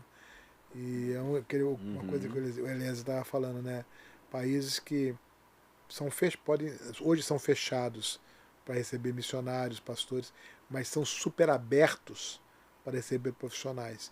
Eu estive no Iraque e fechado, mas nós estamos evangelizando lá através de técnicos de futebol. Missionários que estão fazendo a obra e outros profissionais. E só abrir um parênteses, né? Porque às vezes a gente fala de países perseguidos, história de martírio, parece que todo mundo que vai, né? Sofre. Não é assim, né? E até entendo que isso é algo que Deus escolhe algumas pessoas e prepara, né? Para situações assim. Não é uma coisa que é para todos. E a grande maioria não é. A gente fala de perigos, a gente mora no Brasil, né? Eu acho que a gente mora num dos países mais perigosos que tem. Uma vez eu tentei trazer uma família de sírios para cá, que estavam fugindo da guerra lá da Síria, e eles falaram, não, pastor, por favor, não, o Brasil é muito violento. E eles estavam sobrevivendo à guerra da Síria, entendeu? Então a gente às vezes esquece, né, de comparar algumas coisas assim. A grande maioria dos missionários trabalhando nesses contextos não passa por situações, né, de perseguição. Trabalham dentro de uma segurança, né, planejada. E é por isso que tem que ter, por isso que você também tem que ter um preparo, né? A organização missionária que eu dirijo, a Tarefa, tem uma escola. E uma das matérias que a gente ensina é segurança do missionário. Como você lidar com situações que podem acontecer, como você se proteger, prevenir. E a grande maioria das vezes não vai acontecer nada mesmo, porque você está cuidando, né? E você se avisado com antecedência, né? Quando tem algum problema, Isso. Tem tempo de sair, etc. Mas eu tinha citado aquela parte, né, do incentivo, porque eu queria realmente saber de vocês se vocês acham que falta esse incentivo para os jovens de se envolverem mais com missões e de ter mais coragem de ir ou não. Vocês Eu acham não sei o que você está acompanhando, mas a minha perspectiva é oposta. Eu acho que está havendo um boom de jovens interessados por missões, participando de viagens missionárias, operações missionárias, tanto nas missões tradicionais quanto nas missões independentes. Você vê, por exemplo, a Jocum é uma bomba em termos de missões no mundo inteiro, né? E outras agências missionárias. E na nossa experiência batista, que é missões mundiais, a grande maioria os radicais? São jovens que estão indo para os radicais e fazendo, né? O que acontece hoje é que você tem uma grande quantidade de jovens vindo para experiências missionárias, e a grande maioria de curto prazo. Mas quando você fala de missionários para longo prazo, daí já é outra situação. Não tem crescido, tem diminuído, na verdade. Muitas escolas de formação missionária no Brasil estão passando uma crise de vocacionados, sem alunos, algumas escolas sem alunos, que são preparos específicos para envio de missionários a longo prazo para contextos extremos, né?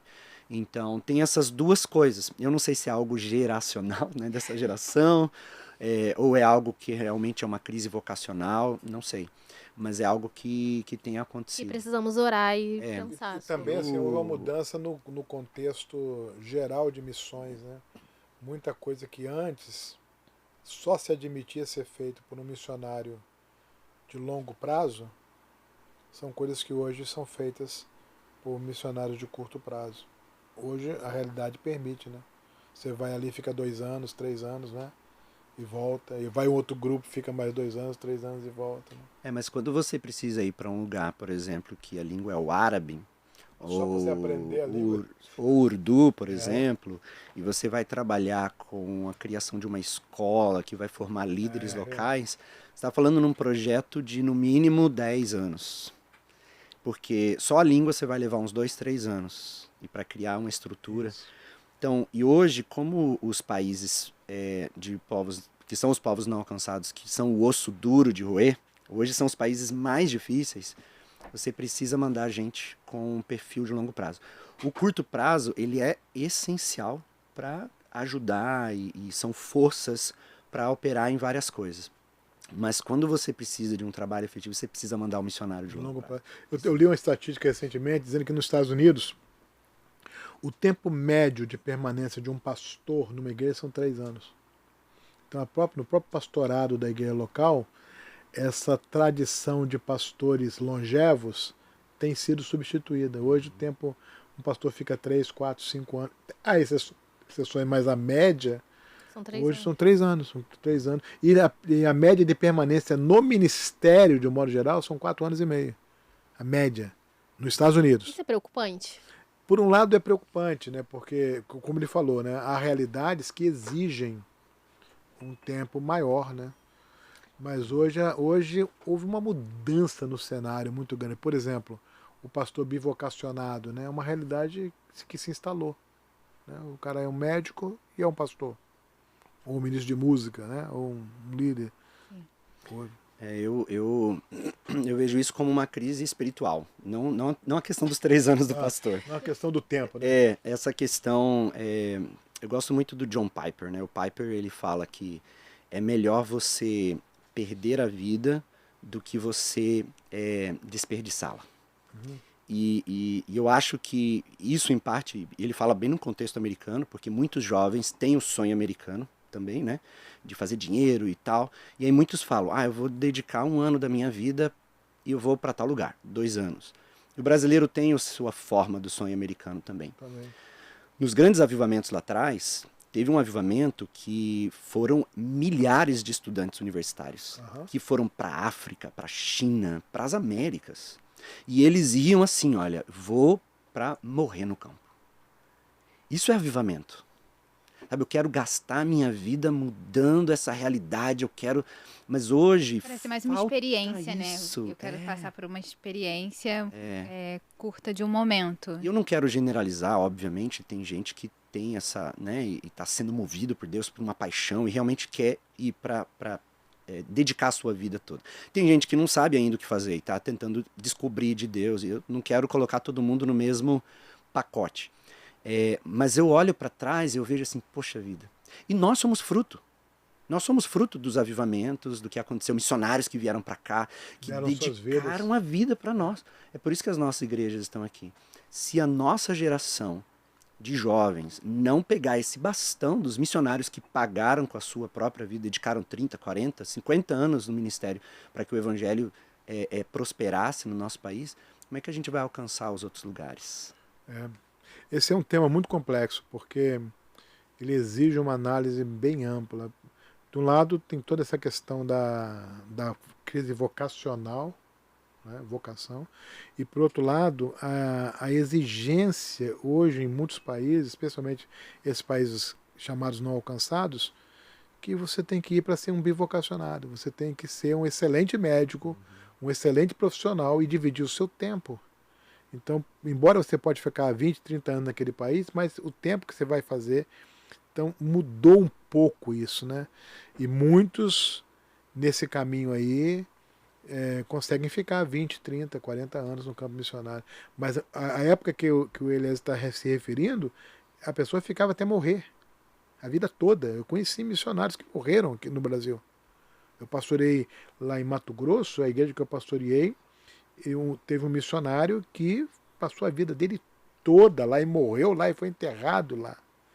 Esse tipo de vocação que eu creio que está em crise.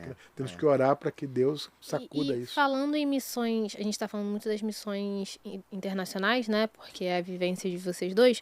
Mas o Brasil também tem muito lugar, tem missionários espalhados pelo Brasil, né? E eu queria também saber um pouco sobre... Nós que estamos aqui de dentro, talvez a gente não tenha essa noção. Como é evangelizar aqui no Brasil? Quais são as maiores dificuldades e onde é mais difícil de evangelizar aqui dentro? Perguntinha difícil.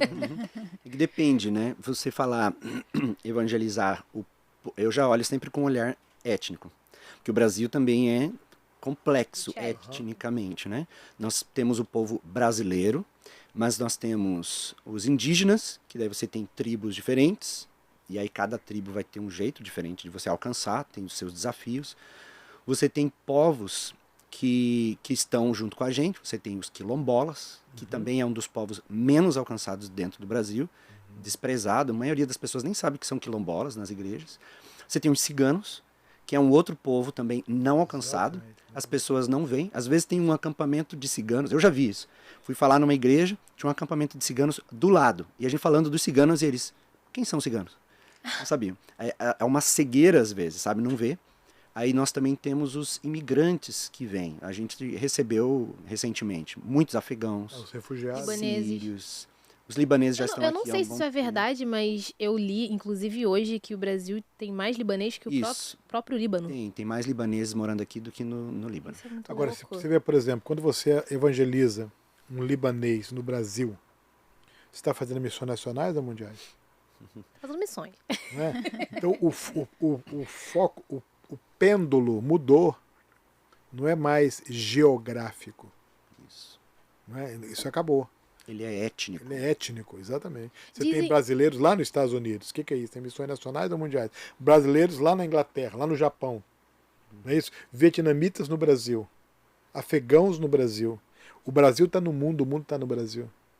Então hoje você tem que cumprir a grande comissão. Ir por todo mundo e não fazer diferença mais. Por isso que eu gosto lá de Orlando, porque por ser cosmopolita, a igreja é multiétnica. Não tem jeito de não ser. Como é que uma igreja numa cidade como Orlando, Nova York, São Francisco e outras no mundo vai se ater só a uma etnia? Se o mundo está ali. A grande comissão não vai ser cumprida. Né? Isso é um modelo que se chama de uma missão policêntrica. Não é mais só na janela 1040. Você tem hoje uma comunidade gigantesca de argelinos morando na grande Roma. Né? Roma, você tem liberdade. Né? Eu posso alcançar argelinos lá e reenviá-los para a Argélia. Você tem uma comunidade grande de butaneses nos Estados Unidos. Você tem vários curdos morando na grande Londres. Então, turcos e curdos vivendo na Alemanha. Isso mesmo. Então, você tem estratégias que pode usar que são sensacionais. Pessoas da Arábia Saudita. A Arábia Saudita é extremamente difícil de você evangelizar. Mas vários deles morando em países na Europa, nos Estados Unidos. Os muçulmanos que estão saindo dos seus países, muitos sendo expulsos, muitos saindo por causa de guerra, perseguição, estão vindo para a Europa e estão se convertendo na Europa. Eu estive há 4 anos atrás na Áustria, batizamos 40 ex-muçulmanos que foram evangelizados por uma professora de ópera convertida. Começou na casa dela e ela começou a evangelizar. Eles saíram dos seus países e se converteram na Europa. Por que é importante a missão aos refugiados?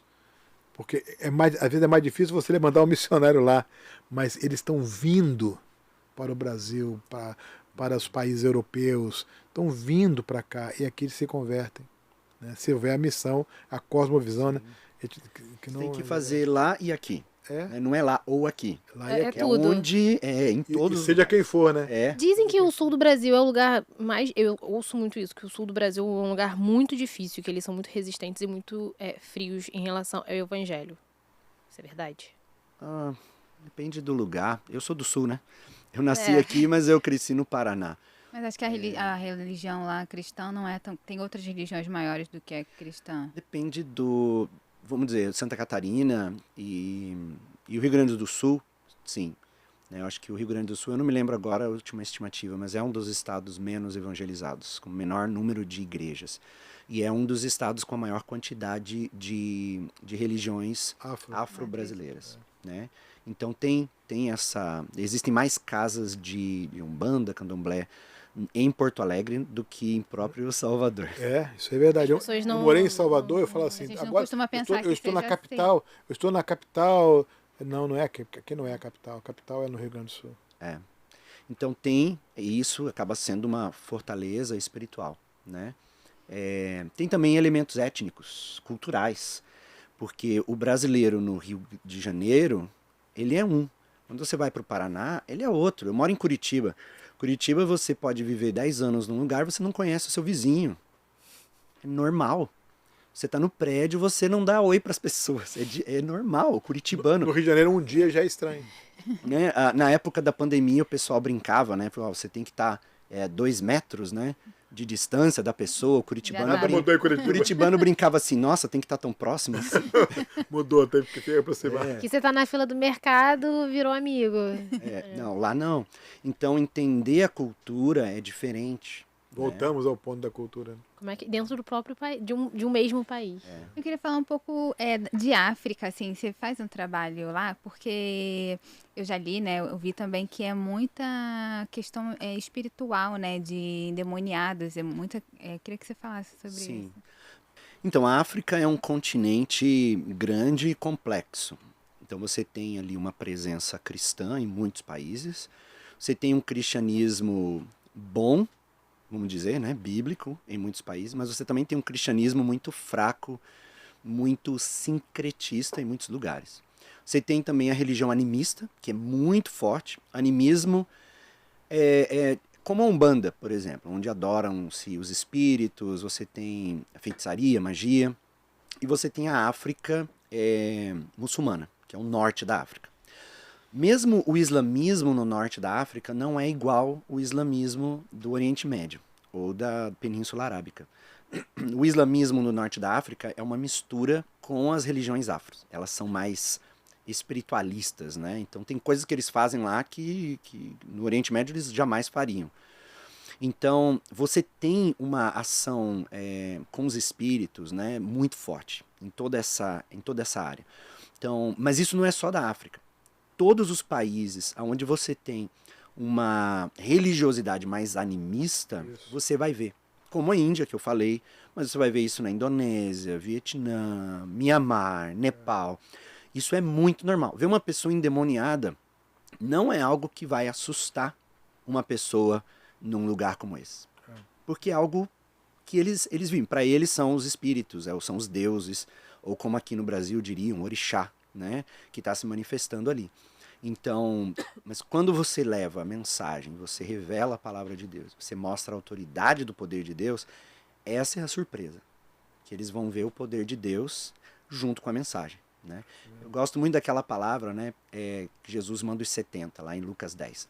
Ele diz, curem os enfermos, ou seja, mostra o poder, e digam, o reino chegou. Ou seja, pregação do evangelho e demonstração. Né?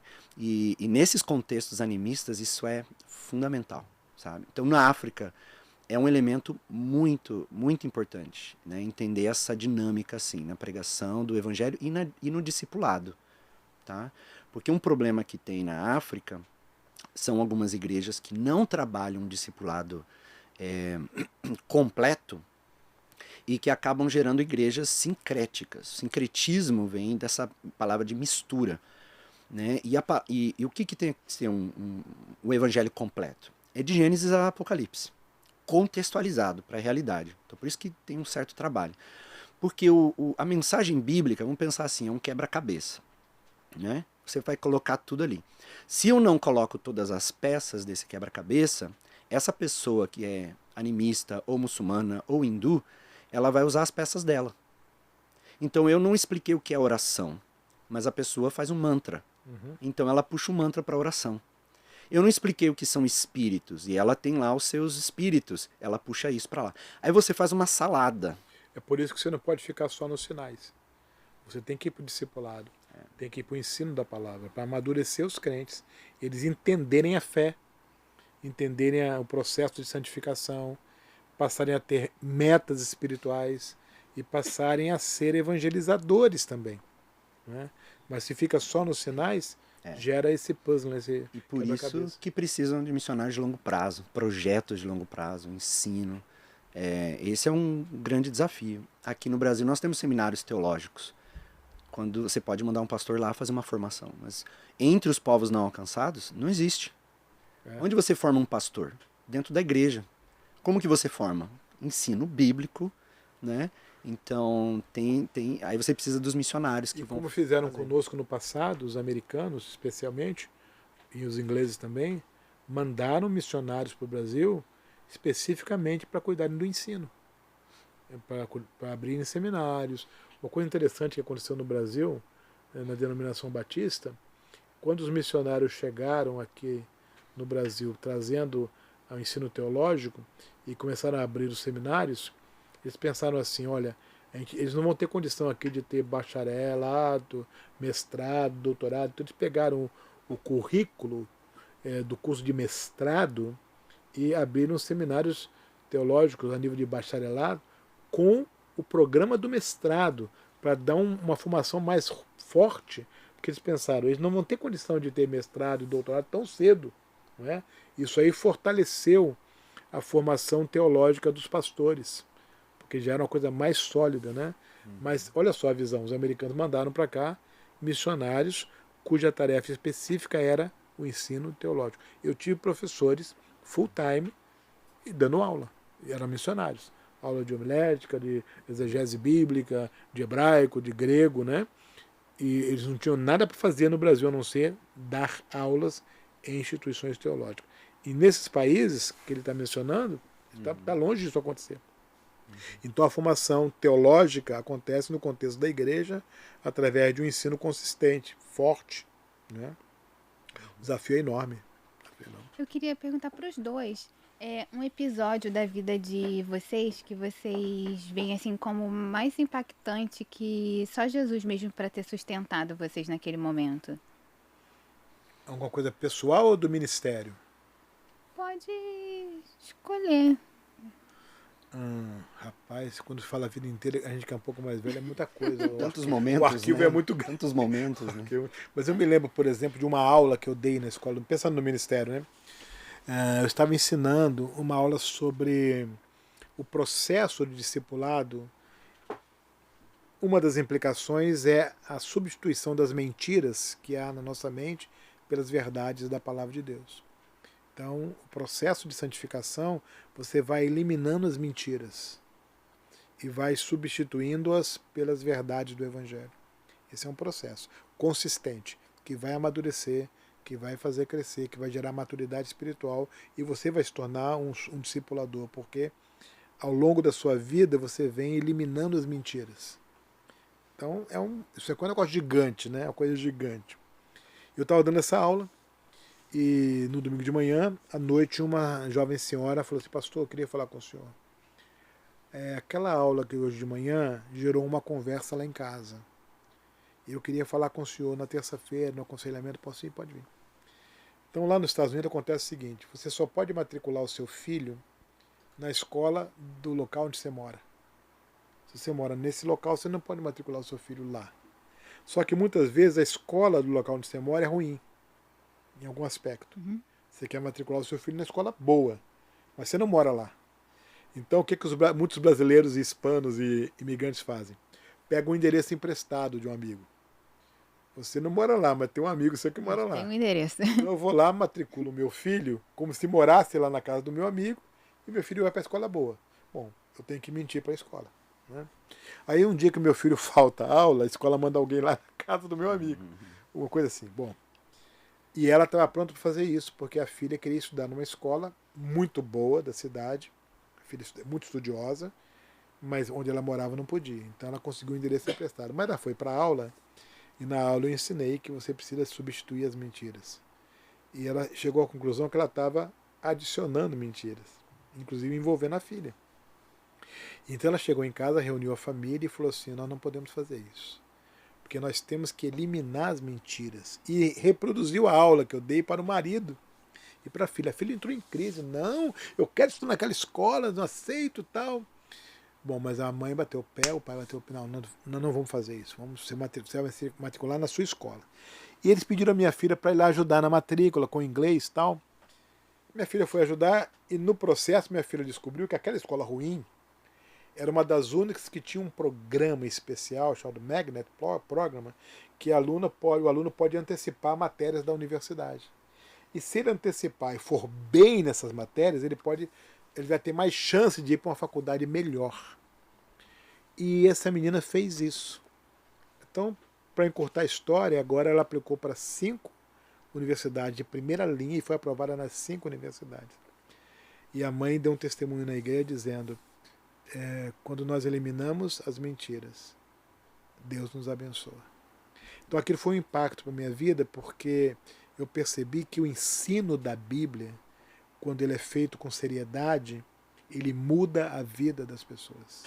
transforma a vida das pessoas, amadurece as vidas das pessoas. Eu creio piamente que uma pessoa vem a Cristo por diversos fatores, uma experiência, um sinal, alguma coisa, mas ela cresce na fé através do ensino da palavra. Ela amadurece através do ensino da palavra. E quando você ensina e percebe o impacto desse ensino na vida de alguém, o impacto prático, ela resolveu matricular a filha na escola do bairro dela, a não mentir, a não envolver a filha dela, porque ela aprendeu a palavra e ela foi abençoada por isso. Isso é extraordinário. Excelente. Isso é transformador. Eliezer.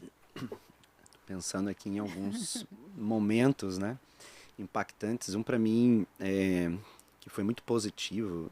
Todos foram muito positivos, mas um assim que marcou muito para mim no meu início do trabalho lá na Ásia. Foi no primeiro grupo que eu comecei a trabalhar com jovens e a ideia era trabalhar ensino bíblico com eles e amadurecimento para que eventualmente eles se tornassem líderes na igreja e aí a gente desafiasse eles a plantarem outras igrejas. E eu me lembro de estar terminando um processo que levou 2 anos e num dos últimos dias eu ia fazer um apelo missionário, que era a cereja do bolo. Né? E eu estava lá com aquele grupo e aí eu perguntei para eles, vocês conhecem a vida de William Carey? Eu estava na Índia, William Carey é o grande herói ali, traduziu a Bíblia, né? E aí eu perguntei, vocês conhecem? Todo mundo sim. Sim. Da onde? Aí todo mundo levantou a Bíblia. Aí eu perguntei, mas vocês conhecem a história de William Carey? Ninguém sabia. Aí eu falei, então deixa eu contar a história de William Carey. E eu contei toda a biografia de William Carey e o povo começou a chorar. Eles começaram a chorar. E eu, assim, olha, eu já contei a história de William Carey várias vezes, mas nunca... Mas eles choravam de gratidão por ele. Quando eu terminei, eu ia fazer um apelo, um jovem chorando levantou a mão e falou assim, pastor, a gente pode orar? Eu, claro. Aquele jovem se jogou no chão, todos ali se jogaram no chão, e eles choravam de pingar, assim, ó, molhar o chão. Chorando, soluçando, falando, Deus, obrigado pelo William Carey, obrigado pelo William Carey, porque hoje se a gente tem uma Bíblia na mão é por causa dele, se hoje a gente está aqui é por causa dele, obrigado porque ele pagou um preço, Deus, eu quero ser um William Carey para essa geração, me envia para onde o Senhor quiser, para os piores lugares, Deus, se o Senhor quiser eu morro, e eu ali, ó, ouvindo, e eu falando, Deus, eu nem fiz apelo, Deus tinha feito algo, e esses jovens foram para lugares diferentes, teve um que foi para o Paquistão, teve outro que foi lá para as montanhas do Himalaia. Então eles foram para várias regiões e fazer um ministério sensacional nesses lugares. Um deles está comigo, trabalhando até hoje, na coordenação de plantadores de igrejas ali na Ásia. Então eu vejo assim, né, ver esse mover de Deus foi algo assim sensacional, impactou muito a minha vida. Disso, né? Fazer parte. Eu, na verdade, não fiz nada, né? Eu só, ali. a gente não faz nada, né? Como pastor Pascoal fala, né? A nossa função é ser o cachorrinho do pastor, o verdadeiro pastor, né? Então, às vezes o pastor fala assim, ó, pro cachorrinho, vai lá e faz isso, e a gente vai lá e faz. Mas quem está realmente fazendo é ele tem feito uma obra tremenda, né? Amém? Amém. Mas eu tenho mais uma questão aqui que eu lembrei, não trouxe antes. Falando em alcançar pessoas, bem recentemente o senhor batizou João, filho do Gugu. O senhor também já batizou a filha dele, né? O senhor acha que é pastor da Rosemíria já há anos, o Gugu ainda era vivo quando ela começou a frequentar essa igreja. Eu queria que o senhor falasse um pouco sobre essa família que o senhor saiu aqui do Brasil para alcançar lá nos Estados Unidos. Então, eles se mudaram para a cidade onde é a minha igreja, né? E ela começou a frequentar a igreja, ia aos domingos de manhã. No Brasil, quando ela morava aqui, ela já frequentava alguma igreja de vez em quando. E a nossa igreja era relativamente perto da casa dela. Ela começou a frequentar a igreja e firmou-se na igreja e pediu batismo. E ela foi batizada, o Gugu ainda era vivo ainda. Foi batizada, firme na fé, estudo bíblico, os cultos da igreja. E assim que as filhas se tornaram maiores de idade, elas também tiveram um despertamento. E aí veio a Marina, que também pediu o batismo, foi batizada hoje, ela está fazendo um trabalho extraordinário, não sei se vocês estão acompanhando, nas redes sociais, ela tem pregado, ensinado a Bíblia, tem feito uma coisa, Deus já tomou nas mãos dela. E para minha surpresa, alguns meses atrás, o João eu quero ser batizado também e tal. Aí foi todo o processo. Aí um dia ele criou coragem, pastor, eu quero mesmo de verdade. Aí convidou os amigos, levei a galera jovem da igreja e foi batizado. Deu um testemunho durante o batismo, eu falei com ele, e ele falou que aceitou Cristo, que quer viver com Cristo para sempre. Foi batizado. Só falta a Sofia agora a também ser batizada. Acho que vai demorar não, acho que logo ela vai ser. A família foi impactada, está sendo impactada com o Evangelho. É assim, a igreja precisa estar aberta para receber a todos. E o grande mistério, o grande segredo é você receber todos da mesma maneira. Com o mesmo carinho, com o mesmo amor, com a mesma atenção. E eles se sentem maravilhosos. Quem é muito famoso se sente maravilhado quando está num ambiente onde ele não é destacado, onde ele não é celebridade ali dentro. Porque na igreja ninguém é celebridade, né? Na igreja só tem uma celebridade que é Jesus. E isso provoca muito mais, traz muito mais resultado, né? E nós estamos orando agora para que, através deles, muitos venham a Cristo. Já está acontecendo com a Marina. A Marina está pregando, está falando de Jesus, está alcançando muita gente a partir da experiência dela. Né? Amém. Excelente, amém. Gente, foi um podcast bem grandinho. Porque quando a gente fala de missões, né, tem muito assunto para falar, muita coisa para abordar, mas foi muito importante a gente falar, conhecer um pouco mais sobre a realidade nos Estados Unidos em relação ao Evangelho e também saber da importância de trabalhos missionários em locais que são tão fechados para a palavra. Se você sabe que você é vocacionado, não deixa esse chamado dormir dentro de você. Procure uma agência de missões para você ser capacitado e ser enviado a longo prazo. Entra no site atarefa.org que a gente quer conhecer você. Exatamente, faça isso. Porque eu fui falar aqui que eu tenho vontade de conhecer vários lugares da Ásia, já recebi convites aqui. Mas eu gostaria de agradecer muito a presença dos pastores, tudo que vocês compartilharam com a gente, é muito rico, é muito importante. Que Deus continue abençoando muito o ministério de vocês. Amém. Igualmente, que Deus abençoe vocês. É isso. Vamos fazer um finalzinho, Ping-pong? ping-pong que a gente faz rápido assim. Coisa Versículo da rápida. Bíblia favorito. E nada tem a minha vida por preciosa, conquanto que complete a carreira para a qual o Senhor me designou. Mas agora nenhuma condenação há para os que estão em Cristo Jesus, que não andam mais segundo a carne, mas segundo o Espírito. Romanos 8:1. Amém. O lugar que você gostaria muito de evangelizar, que você gostaria de ir para evangelizar? Japão. Então vem comigo. Vamos lá.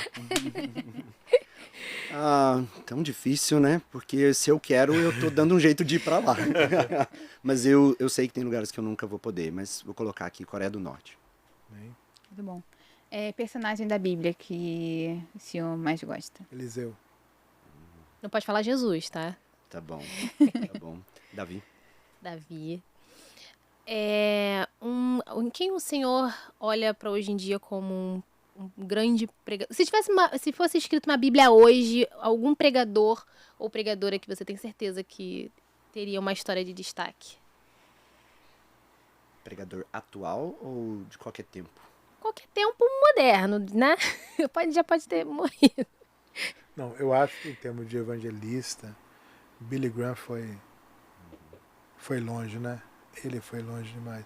Eu tive agora recentemente lá no museu dele, lá em North Carolina. Eles pegaram a casa dele, onde ele foi criado, no centro da cidade. Tiraram a casa dali e levaram a casa lá pro lugar, sabe?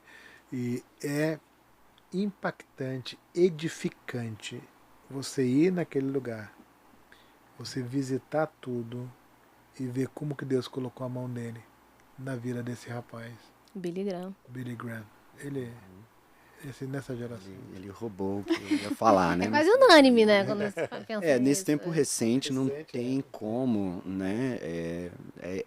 É o Billy Graham. Mas se tem um que eu gosto muito, é o John Wesley. Fantástico. Não tem, é um dos meus preferidos. Nem tão recente assim. Não tão recente. Eu poderia citar outros aí. Washer. Né? Se for mais um pouquinho para trás, teve um pregador chamado Billy Sunday, bastante tempo, tá? Que ele pregava com a alma.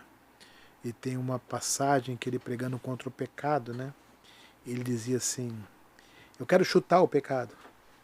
Eu quero esmurrar o pecado. E quando eu for velho, não tiver mais dente, eu quero mascar o pecado. E ele entrou para a história como um pregador poderoso que falava. Eu acho que o grande segredo desses grandes pregadores é que eles não tinham medo. Eles iam para o púlpito. Pastor Eliezer também não tem medo. Pregavam. Leonard Ravenhill. Olha. Não, era um só. Vocês já estão citando vários. Jonathan Edwards. Era um de cada. Nossa, aí- Um pra cada. George Whitfield. É um episódio da Bíblia que vocês gostariam de ter presenciado. Nossa, só um? Agora Aí você Agora pegou. selecionar um vai ser difícil. Mas eu gostaria muito de estar do lado de Moisés quando ele desceu do Sinai, Você ia falar quando o mar abrir. com as primeiras tábuas da lei. Essa é nova por aqui, ninguém nunca falou essa, hein? Eu gostaria de ter, tá? Deixa que eu te ajudo levando uma, mas... Porque ninguém tem notícia dessas tábuas, né? Eu queria estar naquele dia que Jesus falou pela última vez a grande comissão e subiu aos céus. O dia da ascensão. Amém. Um personagem da Bíblia que vocês passariam longe, que vocês não gostariam de esbarrar com ele por nada. Não vale Judas, gente. Sem Judas. Ó, fulano não tá aqui não, então eu vou por outro caminho que eu não quero esbarrar com ele. Tem alguns.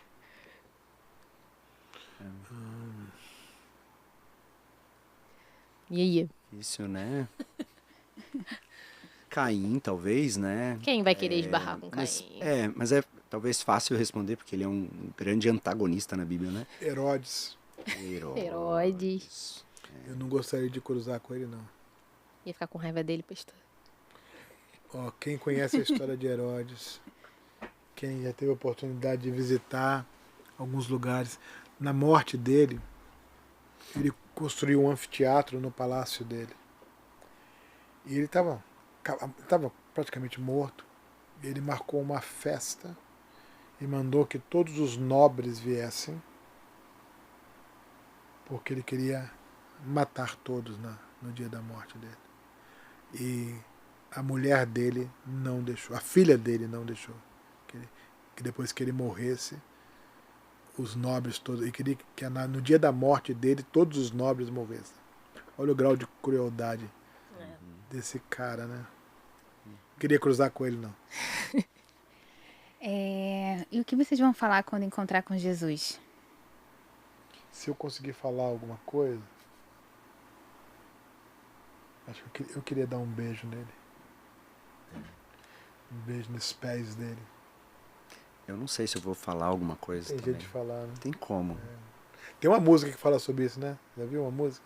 O cara fala que quando ele chegar no céu, vão querer que ele identificasse Abraão, Moisés, Elias, ele vai querer ver todo mundo. Mas antes de tudo, ele ia querer ver Jesus. Como que você consegue falar, né? Tem o que falar. Você Falar, né? É isso. Jesus é tudo, né? É.